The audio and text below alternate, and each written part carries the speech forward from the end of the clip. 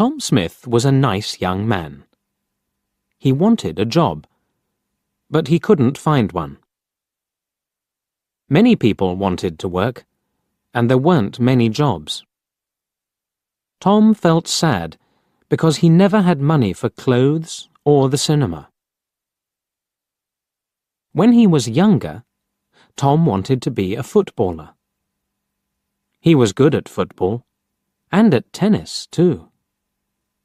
He was good at every sport, but there were other, better players. Now, Tom had a new idea. He thought, perhaps I can find a job in a sports shop. I'll be happy then, and I'll have money. But it was only an idea. It never happened. He tried hard to find a job. He looked in the newspapers every day. And he wrote letters for jobs. A lot of letters. But he never found a job. One day, he saw something in the newspaper about a fair in the park near his house. That will be interesting, he thought. It's next Saturday. I think I'll go. Yes, I'll go. I'm not doing anything this weekend, and it won't cost much. On Saturday, Tom walked to the park and bought a ticket for the fair. It was a warm summer day. The sky was blue, and the park was very pretty. There were a lot of flowers, blue, yellow, and red. Tom felt happy when he saw them. The fair was good, too. There were a lot of people there, and many different games. Tom played some games. He won a box of fruit and a book about sport. Then he bought an ice cream because he was hot and thirsty. I'm having a good day, he thought. He sat down and ate his ice cream.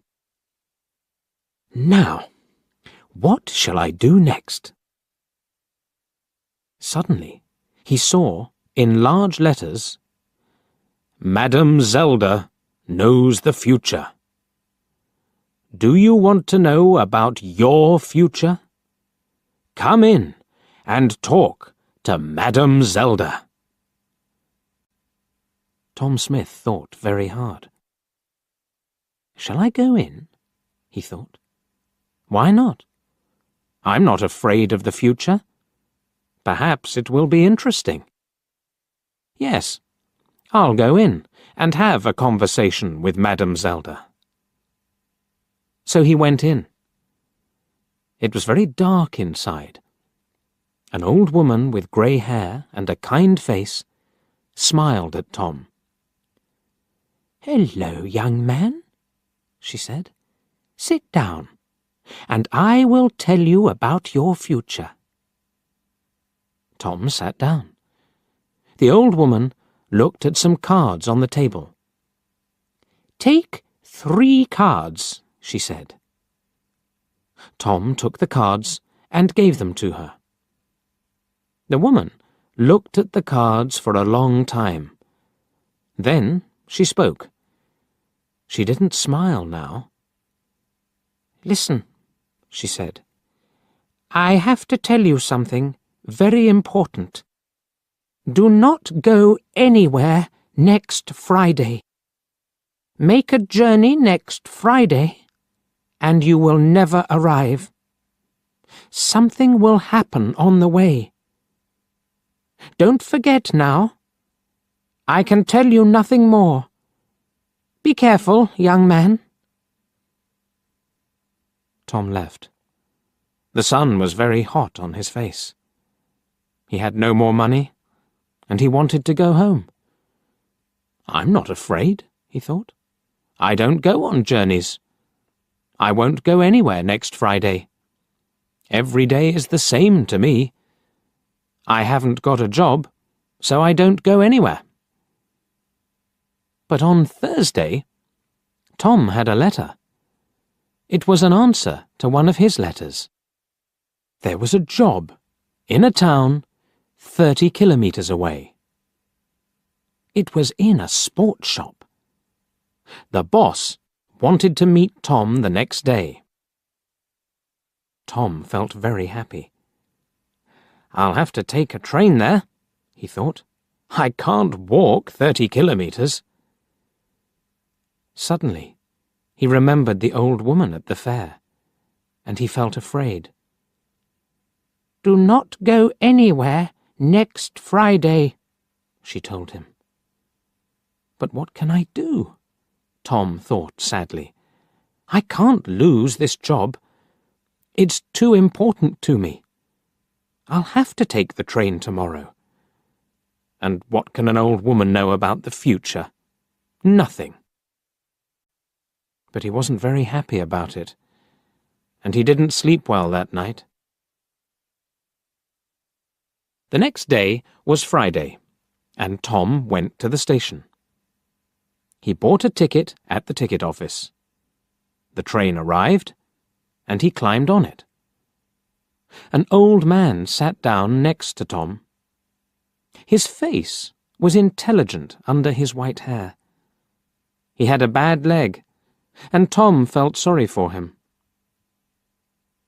The train left the station and went through the country. A waiter came round with some food, and the old man bought a sandwich. Then he smiled at Tom and said, "Are you thirsty? I've got some tea with me. Would you like some?" He took out a cup and gave Tom some tea. He's a kind man, Tom thought. I really like him. He smiled at the old man and said, "Thank you. I'm Tom Smith. Are you going a long way?" But the old man couldn't answer. Suddenly, there was a very loud noise, and the train stopped. What was wrong? The people on the train were afraid. They all looked out of the windows, but they couldn't see anything. "Don't be afraid," Tom told his new friend. "I'll go and see. Perhaps it's an accident. Stay here and you'll be okay." The old man smiled. "Thank you, my young friend," he said. "I will stay here. My old legs are very weak." Tom found the guard. "What's wrong?" he asked him. "Why did we stop?" The guard looked at Tom unhappily. "There's a large tree in front of the train," he said. "We'll have to move it, but we can't do it quickly. So this is the end of the journey for you. You'll have to get off the train and walk." "Walk where?" Tom asked. The guard looked at a map. "There's a village near here. You can go there and perhaps find a restaurant or a cafe. I have to stay here with the train. I'm very sorry about your journey, but you'll get your money back." Tom thought, "The money isn't important. I really wanted that job." And he felt very sad. Tom didn't say anything about the job to the old man. He helped his friend off the train and carried his case to the village. "Thank you very much," the old man said to Tom. "I know that my case is heavy. There's a computer in it, and there are a lot of papers." Tom smiled. "It's all right," he said. But inside he was very sad. I was stupid, he thought. I didn't listen to the old woman. But she was right. I won't get that job now. The old man saw Tom's sad face and asked him, "What's wrong, my young friend?" So Tom told him the story about the job in the sports shop. Then a strange thing happened. The old man smiled, and then he laughed. Why did he laugh? Tom didn't know, and he felt a little angry. The old man was his friend, but this was a bad day for Tom. It wasn't funny. Tom couldn't speak or smile. The old man saw this, and he stopped laughing. Then he said, "Listen to me, Tom, and don't be sad. I'm a rich man. I've got a lot of shops in different towns, and they're all sports shops. I want an intelligent young man to work in my new shop. It's also my biggest shop. Will you work for me? I think I know you now.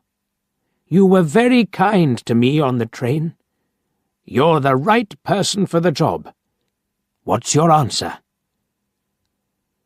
"This is wonderful," Tom said, with a happy smile.